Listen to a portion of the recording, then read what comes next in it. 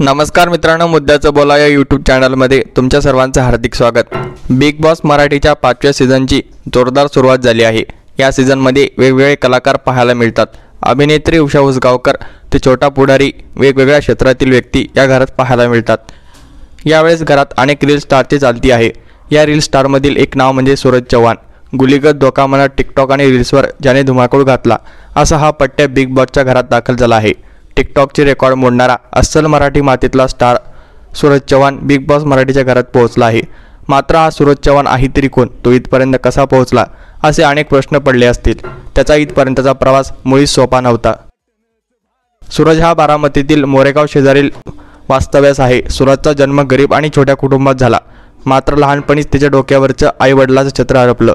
त्यानंतर मोठ्या बहिणीने त्याचा सांभाळ केला, त्याला लहानाचं मोठं केलं। त्याचा स्वभाव फार भोळा आहे आणि मृदू आहे। लहानपणापासूनच त्याने गरिबीत हालाकीचे दिवस काढले, त्यामुळे तो त्याचं शिक्षणही पूर्ण करू शकला नाही।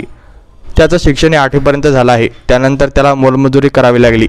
तो दररोज मजुरीसाठी जायचा। मात्र एक दिवस त्याच्या बहिणीच्या मुलाने त्याला टिकटॉकबद्दल सांगितलं। त्यानंतर सूरजने त्याच्या बहिणीचा मोबाईलवर एक व्हिडिओ बनवला। त्यानंतर तो व्हायरल झाला, त्याला प्रसिद्धी मिळू लागली। त्याने मोलमजुरी करून स्वतःचा फोन घेतला, त्यानंतर स्वतःची आयडी बनवली व तो व्हिडिओ बनवू लागला।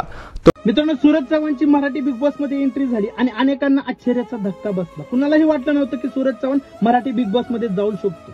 तो गेला त्याच्या नशिबाने, पण त्यानंतर आपल्याच काही लोकांनी त्याला सपोर्ट करण्याच्या ऐवजी त्याचे पाय खेचायला सुरुवात केली। त्याच शो मधल्या काही मोठ्या स्टार लोकांनी त्याला चुकीची वागणूकही दिली। पण या सूरज बद्दल काही लोकांना माहित नसेल। मित्रांनो, हा सूरज चव्हाण स्वतःच्या मनामध्ये खूप सारं दुःख साठवून जगत आहे। त्याच्या आयुष्यात खूप चढ उतार आले। तो लहान असताना त्याच्या आई वडिलांचं निधन झालं। अक्षरशः त्याच्या 5 बहिणींनी मिळून त्याचा सांभाळ केला।